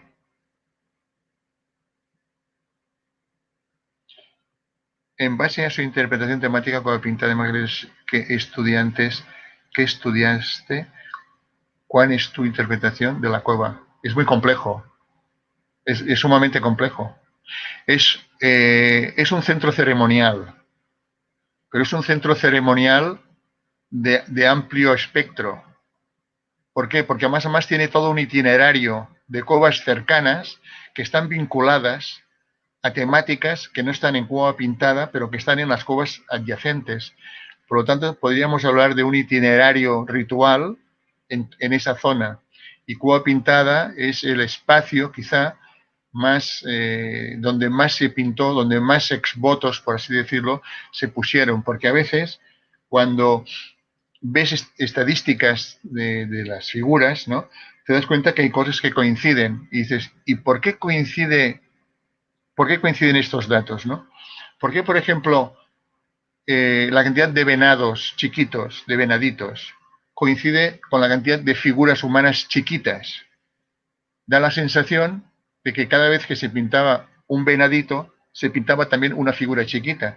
Y uno podía pensar, ¿y qué significa eso? Pues significa la vida de las personas, la vida de los animales. O sea, después, cueva pintada, al pie de cueva pintada, nace el agua, nace allí el agua. Y esto es importantísimo. El agua tiene unas connotaciones simbólicas extraordinarias. O sea, no es lo mismo que una cueva tenga agua que no tenga agua. El agua ya de por sí ya tiene 10 en la calificación de decir, este simbolismo del agua aquí tiene que ver con la vida, tiene que ver con la reproducción, tiene que ver con la continuidad de la naturaleza, ¿no? O sea, y todas esas...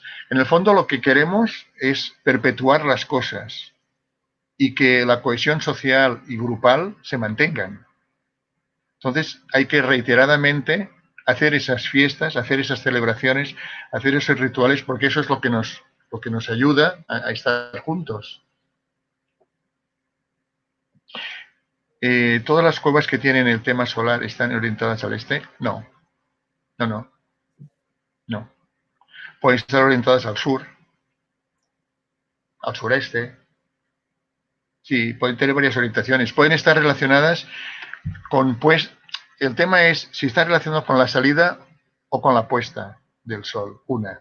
Dos, ver solamente un equinoccio y después el invierno y verano, el solsticio y el solsticio de invierno. ver qué pasa tanto en la salida como en la puesta en esos lugares.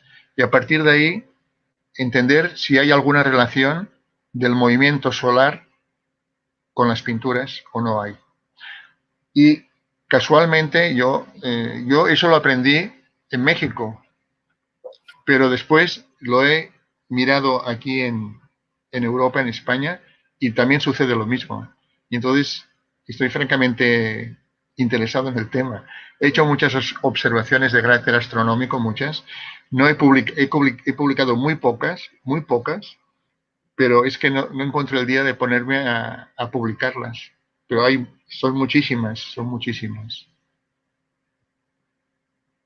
O sea que es una realidad, que hay una relación. Pero es normal que haya una relación con el Sol, porque el Sol es padre de la vida y padre de todo. Sin el Sol estamos muertos. Por ejemplo, el primer animal que recibe el Sol en cueva pintada, en una época del año, es un venado que está pintado de color amarillo. Y está pintado en un lugar bastante alto que yo, cuando lo vi, pensé, qué raro que este pobre animal esté aquí, en este lugar, aquí a esta altura, pintado de amarillo. Y no sé si era en un otoño que nos dimos cuenta, llegábamos antes de que saliera el sol, y nos dimos cuenta de dónde incidía el sol y los primeros rayos caían sobre ese animal. Y dijimos, bien, ya entiendo algunas cosas, ¿no? Y así poco a poco vas entendiendo muchas cosas. Una más. ¿Alguna más? La datación before present, ¿qué significa? Desde ahora. Before present es desde ahora. BP. Before present, desde ahora. Sofía Romero. Con respecto a la conservación y preservación de cuevas o abrigos rocosos con manifestaciones rupestres, ¿qué medidas se están proponiendo o, en su caso, implementando? Excelente presentación. ¿Qué medidas se están proponiendo? ¿Quién? ¿Quién está proponiendo medidas? ¿Quién las va a proponer las medidas? La administración, lo dudo, porque la administración va cambiando y no se preocupa. Se preocupa cuando hay fuerza de un colectivo, sea de arqueólogos, investigadores o lo que sea, que pueda hacer presión por el patrimonio cultural, por el patrimonio, y que se pueda hacer algo. Pero el tema es empezar desde las escuelas con los niños, porque el tema es respeto, respetar el medio, respetar el lugar. Yo he visto ya en bastantes lugares de México cómo se están destruyendo muchas cosas, muchísimas cosas se están destruyendo. O sea, la gente va y ve una pintura y encima le pinta unos cuernos, y además le pinta lo que sea y pone allí un texto, así es un poco acrófico, de estos terribles, ¿no? Y dices, ¿pero por qué? ¿Qué necesidad hay de destruir esto? Si no te interesa, no lo destruyas. Pero, ¿cómo se enseña eso? Mira, algo parecido dice Elizabeth. La temática de las cuevas y su conservación debe ser tarea de todos en Veracruz. Zongolica está la cueva de tal, la utilizan como un recinto para recibir la primavera y muy simbólica. Muy bien, estupendo, perfecto. Esta igual se conserva, porque si la comunidad, el tema es que las comunidades indígenas o las comunidades, las que sean, se hagan responsables y se hagan conscientes de que tienen un patrimonio que hay que cuidarlo, ¿no? Que hemos de dejar a nuestros hijos y a nuestros nietos y a nuestros bisnietos, ¿no? O sea.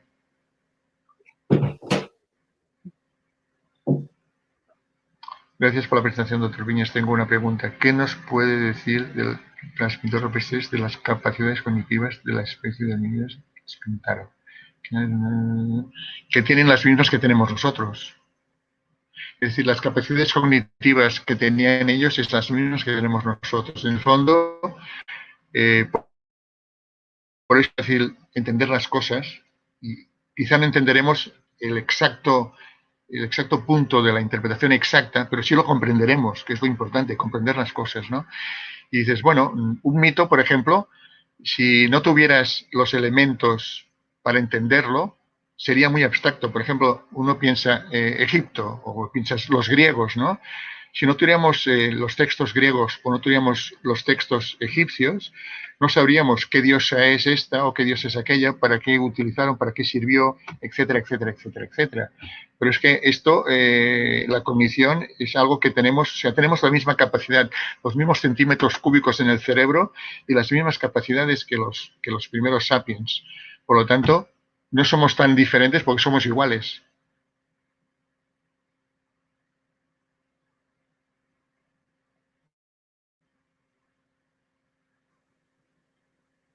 ¿Nuestras casas actuales tenían alguna cualidad de cueva en la que vivimos simbólicamente? Sí, sí, sí. Sí, porque depende de la temperatura en la que uno vive, ¿no? Porque si por ejemplo, ¿cómo se llama? Los pigmeos en África, tal, hacen sus chozas, ¿no? Los esquimales hacen sus iglús. Nosotros hacemos casas cuadradas, casi no de piedras o de adobe, ¿no? Sí, en el fondo el refugio y la cueva son parientes, es una prolongación de la cueva, la casa, pero en el fondo es la misma utilidad.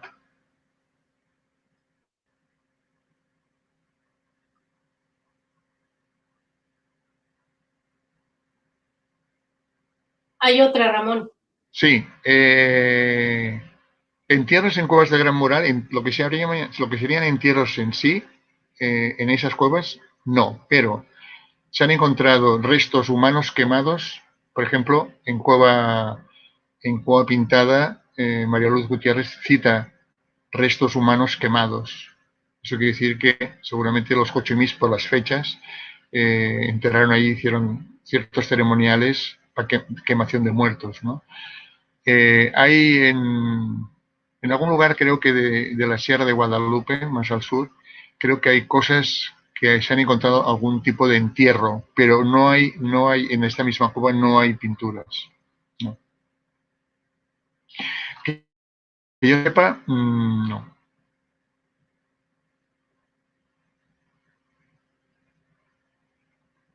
Bueno, básica no, pero hay mucha bibliografía sobre el tema del agua y las cuevas en México. Sí, es fácil de encontrar, bibliografías relacionadas, sobre todo hay muchísimo, solamente hay que buscarlo. Sí hay, sí hay. Yo les puedo dar algunas, pero sí hay.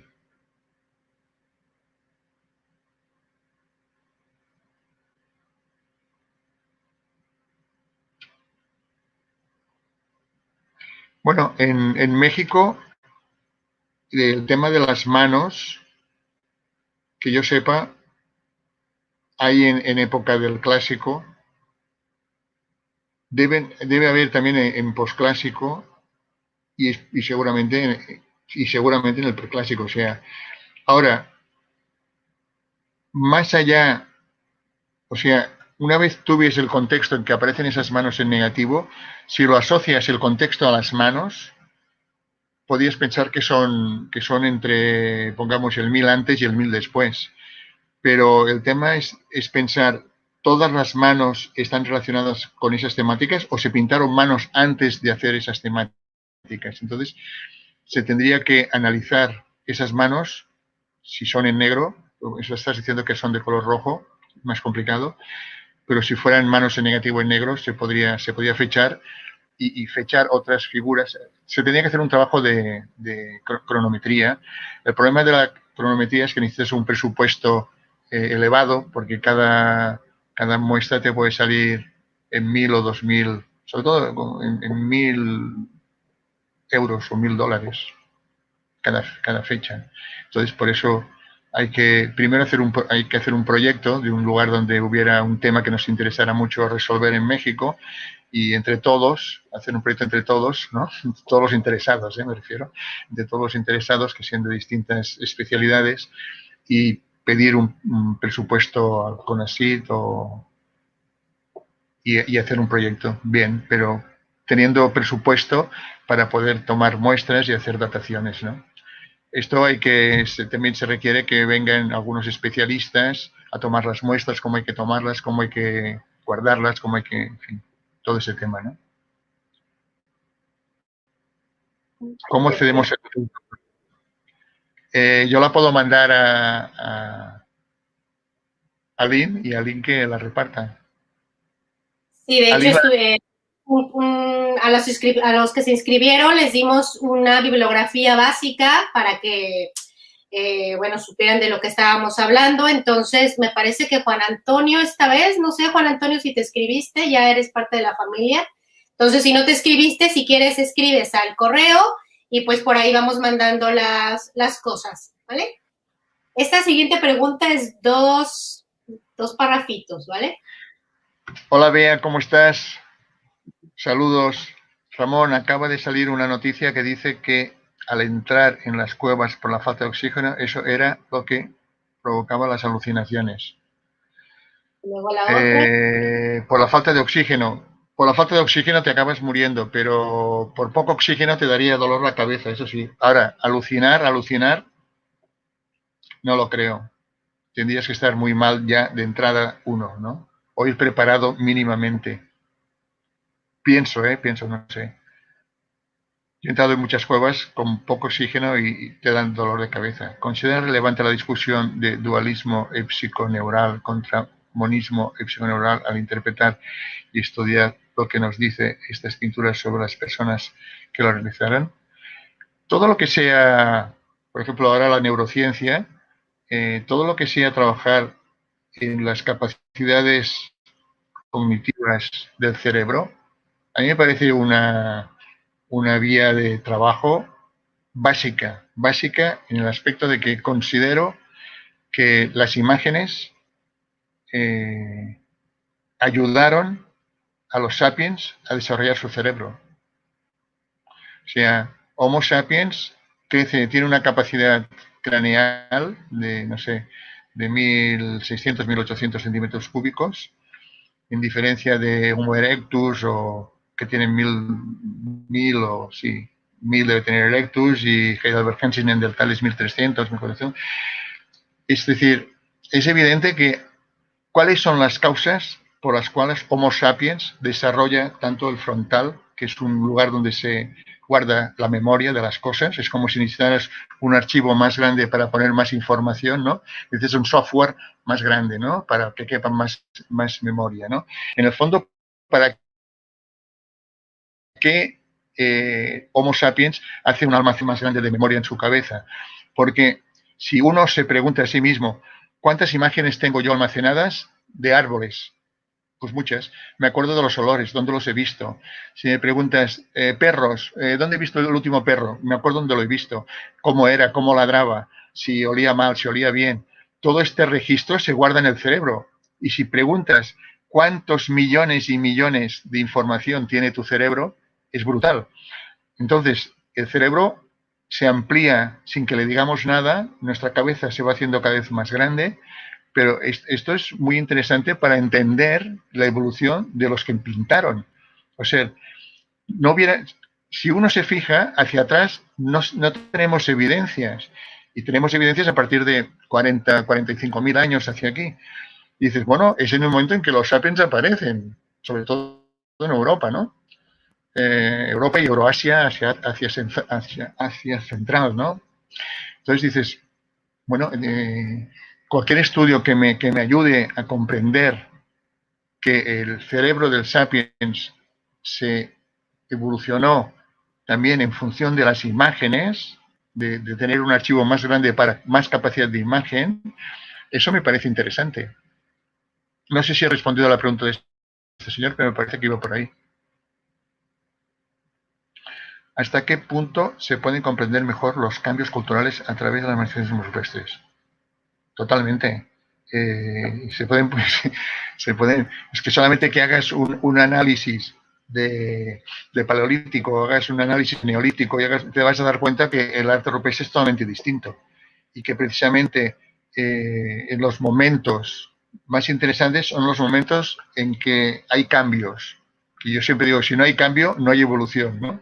Si no hay error, si no hay necesidad, no hay cambio. Por lo tanto, el cambio es fruto de una crisis y por lo tanto viva las crisis, ¿no? Entonces, en una crisis de cambio tecnológico, cultural y tal, evidentemente lo que se va a manifestar va a ser otras ideas, otras cosas, va a cambiar el paradigma. Por lo tanto, lo que preguntas, se puede comprender mejor los cambios culturales. Pero la significación puede continuar, ¿no? Bueno, esto sería otro tema a hablar, ¿no? O sea, el significado de las cosas es muy complejo, porque si ahora tú pintaras en una cueva cosas que a ti te interesaran, ¿qué pintarías, por ejemplo? Eso es un decir, ¿eh? ¿Qué pintarías si tú tuvieras que pintar algo?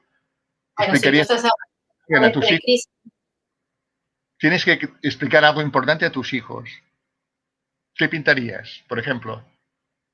Bueno, vamos a las críticas. El COVID, o sea, la crisis del COVID, sí, ¿no? Sí. ¿Qué harías? No sé, lo explicaría simbólicamente. Si tenemos un símbolo, una forma que es la figura del COVID, la pondrías. La pondría. Y claro, el problema es que esa significación solamente la entenderían los que hemos vivido esta crisis. Probablemente en años dirían, no sé qué. Es. Puede ser que nosotros ahora no lo sabemos, pero es posible que a lo mejor la COVID sea un cambio cultural dentro de unos años, porque la gente se verá menos, la gente se acostumbrará a vivir más encerrada, la gente no dará la mano a nadie, se creará quizá otro cambio cultural que lo estamos viviendo ahora. Y el cambio cultural es como el clima, cambia constantemente aunque no nos demos cuenta. Pero hay momentos importantes, hay momentos decisivos y hay momentos de ruptura, ¿no? Y esos momentos son los importantes de estudiar para entender qué ha pasado, ¿no? Y la diferencia es que también hay tradición oral. Y creo que si ponemos el ejemplo del COVID, la tradición oral de lo que nos ha pasado, probablemente por décadas esté un tiempo. Pero bueno. Bueno, yo pienso que las pinturas solamente son la parte de una historia oral. O sea, las imágenes son la escritura, son las letras las letras, los signos, ¿no? Los ideogramas de esa explicación. En la Sierra del Gigante también son recurrentes las cuadrículas. ¿Podrías ampliar un poco más el significado de estos motivos? Ampliar un poco más el significado de estos motivos. Los utilizan para... Yo al principio pensaba que tendrían como un solo sentido, pero a medida que vas trabajando y van apareciendo más morfologías, más tipologías distintas y más numerales, es decir, 4 por 5, 3 por 2, 5 por 7, o sea, se va complicando, se va haciendo cada vez más grande la información y viendo a qué están asociados estas figuras, estas retículas o cuadrículas, es lo que te va indicando si están asociadas quizá a un tema de lluvia, si están asociadas más a un tema de fertilidad o a una cosa relacionada más con el territorio. Algunas, por ejemplo, algunas cuadrículas me parece que están muy relacionadas con el territorio. Y si me preguntas, con el territorio, sí, y yo recuerdo, por ejemplo, el territorio, ¿cómo lo hacían los aztecas? Los aztecas hacían el territorio con un cuadro, con un rectángulo, y creo que ponían una X encima, más o menos. No recuerdo muy bien, pero me acuerdo que era también un rectángulo, más o menos. O sea que, claro, la gente pensaba antiguamente que la Tierra era cuadrada, ¿no? Entonces, como si todos esos cuadros tuvieran que estar explicando cosas relacionadas con el territorio, pero esto es complicado, esto es muy complejo.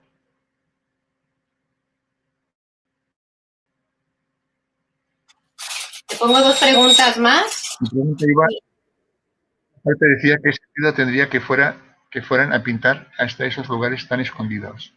¿Qué sentido tendría que fueran a pintar hasta estos lugares tan escondidos? Vale. Yo pienso que hay lugares para que los vea una comunidad y hay figuras que solo son que tú sabes que están allí y también la comunidad sabe que tú lo has puesto allí, pero que solamente tú sabes dónde está exactamente. Si los buscamos, los encontramos, pero no están hechos para ser vistos por toda la comunidad en general. ¿Qué quiere decir eso? Que es como si tú participaras en un ceremonial donde tú tienes que poner algo secreto para ti. pero que todos sabemos que estamos haciendo otro ritual.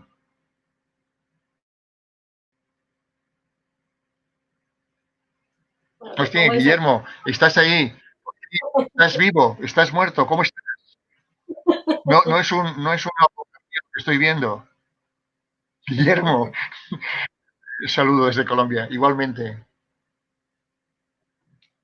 Buenas tardes. Se ha podido, con estudios de arqueometría, conocer el origen y trazabilidad de los pigmentos y sus materiales usados para la elaboración de algunas pinturas rupestres. Sí, claro. Sí. Con arqueometría y también con otros tipos de análisis. Para que tú sepas el material de la receta utilizada en un pigmento, tienes que utilizar diferentes espectrometría, tienes que utilizar, ¿cómo se llama? Bueno, hay varios sistemas de análisis de los componentes de los pigmentos, ¿no? Entonces, una cosa son cómo están compuestos las recetas con las que pintaron y otra cosa es la fecha que tienen esos pigmentos, ¿no? En el momento que los utilizaron. En los casos donde se encontraron material cerámico y lítico, las fechas corresponden con las manifestaciones o épocas diferentes, poblaciones diferentes. En la mayoría de los casos no pertenecen al mismo momento. Y es normal porque a veces una cueva puede haber sido en un momento un centro ceremonial y posteriormente esta cueva, por lo que pasara, fue utilizada como un hábitat. Y entonces, al pasar de un centro ceremonial a convertirse en un hábitat, pues muchos materiales que se encuentran no corresponden a las pinturas que son más antiguas. Eso pasa en muchos lugares. Pasa en la mayoría de los lugares. Bueno, yo creo que te voy a dejar porque es que te me vas a poner ronco y ya tenemos mucho tiempo hablándote. Tienes muchas felicitaciones, sí, gracias. Saludos de amigos, alumnos tuyos, que ya te pasaré todo el chat completito en copia, porque la verdad es de que, mira, te voy a pasar la última que es de Enrique y ya con esto te cierro, porque luego tardan un poco en salir. Buenas tardes, felicidades, buen tema de reflexión para empezar. Hay que tener claro qué se quiere hacer, para qué se va a hacer y bajo qué métodos. Quiero fechar pinturas. Sí, ¿para qué? ¿Es una pregunta? No lo sé. Como vi un signo de interrogación solito, pensé que sí. Tú tienes que intentar ubicar en el tiempo y en la cultura que pertenece un hecho pictórico, grabado o lo que sea, ¿no? Una manifestación. Si no, tienes un elemento perdido que dices, hey, qué interesante, pero no sé ni quién lo pudo haber hecho, ¿no? Entonces, esto históricamente no funciona así. Bueno, ya te vamos a dejar descansar, Ramón. Muchísimas gracias a todos, de verdad, por permanecer, por estar nuevamente, como les comenté al principio, como siempre estoy nerviosa y luego ya se quitan los nervios. Pues eso, y ya somos como una gran familia. 3 seminarios ya habla de que ya entre muchos nos conocemos y sobre todo, pues lo que comenta Guillermo también, que es interesante que entre nosotros nos veamos, que aunque sea virtualmente, pero que esperemos que en algún momento podamos reunirnos todos, vernos las caras, eso no... Pregúntale tú, ¿cómo está? A Guillermo está muy bien, por supuesto, como ¿sí? siempre. Sí, muy, bueno. Muy activo. Dime si esta foto tiene 20 años o es de ahora. Es de ahora, no lo sé, pero eso no importa, que tú lo has dicho, has hablado del cerebro, y el cerebro es el que se mantiene siempre joven, lo demás es pura piel, ya está.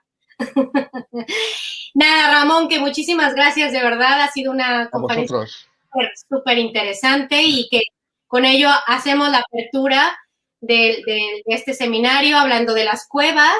Dijiste una cosa muy cierta, que es el hecho de, más allá de hablar de la investigación, uno de los objetivos de este seminario, y sobre todo porque estamos integrados con la Unión Internacional de Espeleología por este año internacional, es precisamente, pues hablar precisamente de la conservación de las cuevas, ¿no? O sea, si queremos...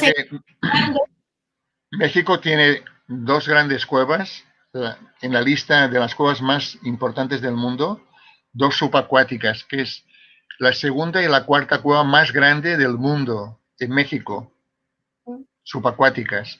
Y esto es un patrimonio importantísimo, importantísimo. Sí, y sobre todo con los juegos que hay, ¿no? Entonces yo creo que... Tenemos mucho trabajo por hacer, la gente que se dedica al arte rupestre o a la rupestrología tiene un gran camino por delante y lo que hace falta es método, reflexionar, pensar qué es lo que queremos hacer, como preguntaba el otro día este señor, y nada, organizarnos, pedir proyectos, pedir dinero y tirarlos para adelante. Claro, Ahora sí. también te puedo decir que cualquier investigación de arte rupestre, cualquier investigación que esté bien hecha, son años, ¿eh? Son años de trabajo. Y eso debatíamos con el seminario, en el primer seminario y en el segundo seminario, con colegas y amigos, ya tuyos también, por supuesto, de que ante todo pues tenemos que hacer un buen registro, primeramente, y bueno, todas estas reflexiones saldrán pronto en el libro que se ha ejecutado para el primer y segundo seminario, que esperemos que esté antes de que termine este seminario. Y pues nada, sin más, les quiero dar de verdad muchísimos saludos, abrazos y gracias. Y nos vemos el próximo viernes por este mismo canal de YouTube. Por este mismo canal. Pues muchísimas gracias y buenas noches a todos.